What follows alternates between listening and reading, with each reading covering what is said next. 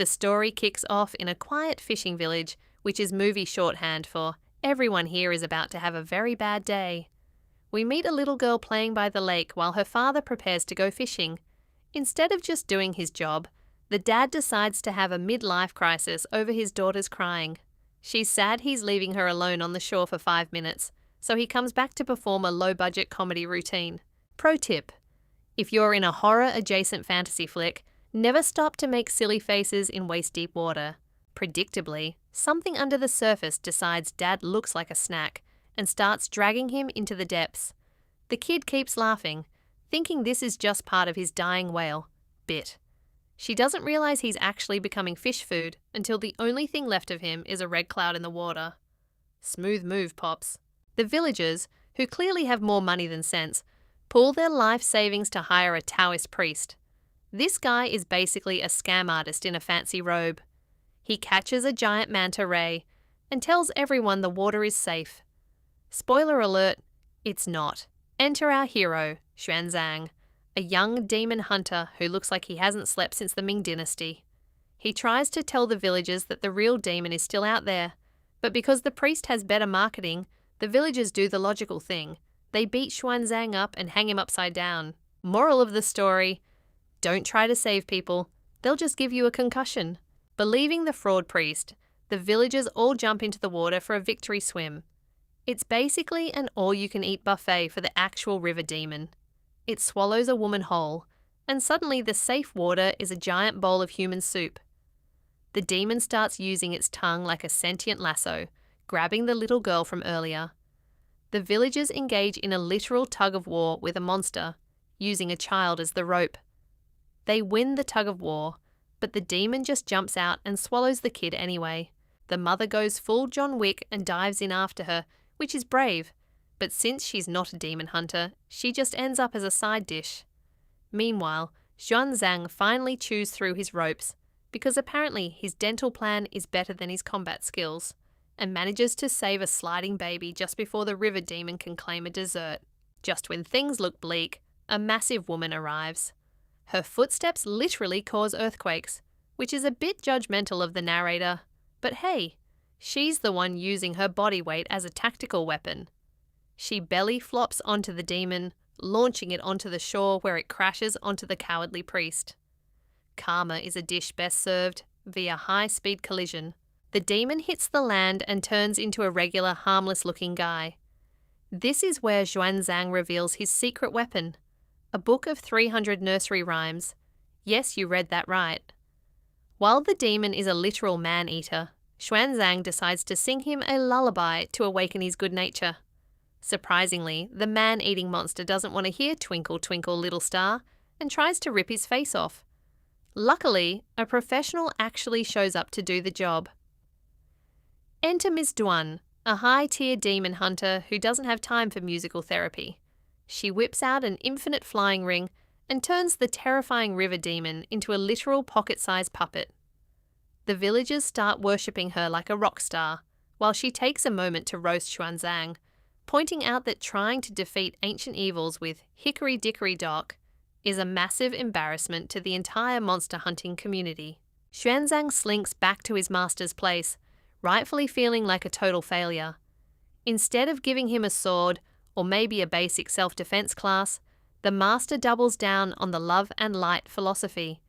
He tells Xuan Zang that the goal isn't to kill demons, but to cleanse them. Sure, tell that to the family of the guy who got eaten in the first 5 minutes. The pig's pitiful pit stop.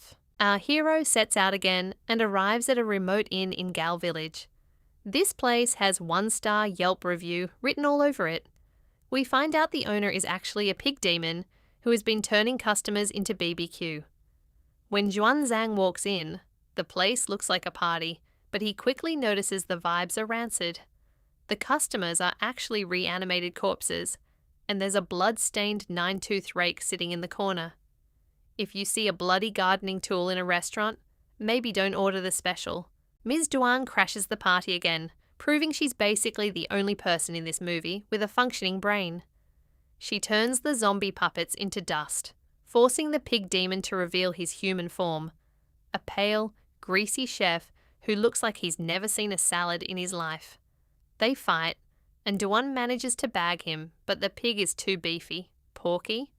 He transforms into a giant, angry boar and levels the entire building. The worst romantic comedy ever. After running for their lives, Miss Duan decides that Xuan Zang's bravery, which mostly looks like forgetting to run away, is incredibly attractive. She develops a massive crush on him and starts pursuing him with the subtlety of a freight train. She's confessing her love, and Xuan Zang is reacting like she's trying to hand him a live grenade. He claims he only has room in his heart for universal love and nirvana. Translation: it's not you, it's my quest for spiritual enlightenment. His master, who can smell a lie from a mile away, points out that Xuan Zang is totally capping. He tells him to go to Five Finger Mountain to find the Monkey King, Sun Wukong, who's been stuck in a cave for 500 years for being a celestial menace. On the way, Miss Duan tries to damsel in distress him by faking a kidnapping. Xuan Zang sees through the theatrics and rejects her again. Hell hath no fury like a woman ignored, so she ties him up and leaves him in the dirt. But the timing is terrible because the pig demon returns, looking for a rematch. He mauls Miss Duan pretty badly because apparently being a girl boss demon hunter doesn't make you immune to a giant boar's tusks. 3 other celebrity demon hunters show up. 5 Styles Fist, Almighty Foot, and Prince Important. These guys have names like they're in a failed boy band. They drive the pig off, and Xuan Zang rushes to Duan's side.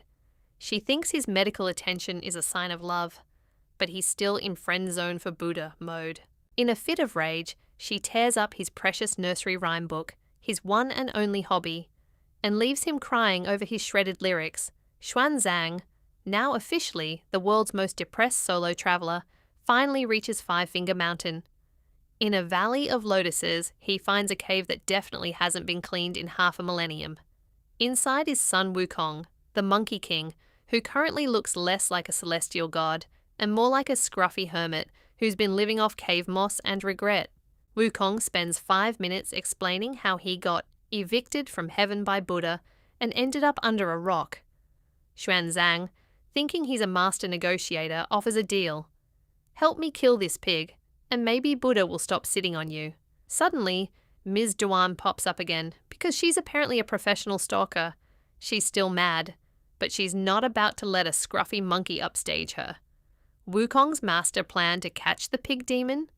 A seductive moonlight dance, because nothing screams demon hunting like a talent show. Monkey business and bad haircuts. Ms. Duan volunteers to be the bait, doing a dance that would make a K-pop idol jealous. The pig demon, being a creature of simple, lustful instincts, falls for it instantly. Wukong drops the sweet old man act and absolutely clobbers the pig. Ms. Duan bags the porker, turns him into a puppet, and hands both demons to Xuan Zang like she's giving him a participation trophy. She tries one last time to secure the ring. She even stayed up late taping his nursery rhyme book back together. Though she's illiterate, so the pages are a chaotic mess of the itsy bitsy spider mixed with Old MacDonald. It's the thought that counts, right? Wrong. Xuan Zang is so committed to being single that he cuts off part of his own finger to get her ring off. That is some next level ghosting. Heartbroken, Ms. Duan finally takes the hint and leaves in tears. With her gone, Wukong pulls the ultimate gotcha. He tricks Xuan Zang into plucking a lotus flower, which, surprise, was the final seal. The Monkey King is free and he is not happy. He transforms into his true form, a pint-sized demon in golden armor with a massive ego and zero chill. When Xuan Zang tries to threaten him with Buddha's name, Wukong goes nuclear. He beats our hero into the dirt and, for some reason, decides the best punishment is to rip out every single strand of Xuan Zang's hair. Xuan Zang is now bloody, beaten, and accidentally bald. Congratulations, you're finally a monk. The 3 VIP demon hunters from earlier show up to claim the glory, but Wukong isn't playing. He literally roars them into dust. It's a bad day to be a side character. The Big Buddha Smash. Just as Wukong is about to turn Xuan Zang into a permanent part of the scenery, Ms. Duan returns. Because apparently, even after the finger mutilation incident, she's still ride or die. She throws herself in front of the Monkey King and gets absolutely wrecked. As she's literally fading into golden glitter, Xuan Zang finally admits he loves her. Talk about too little, too late, buddy.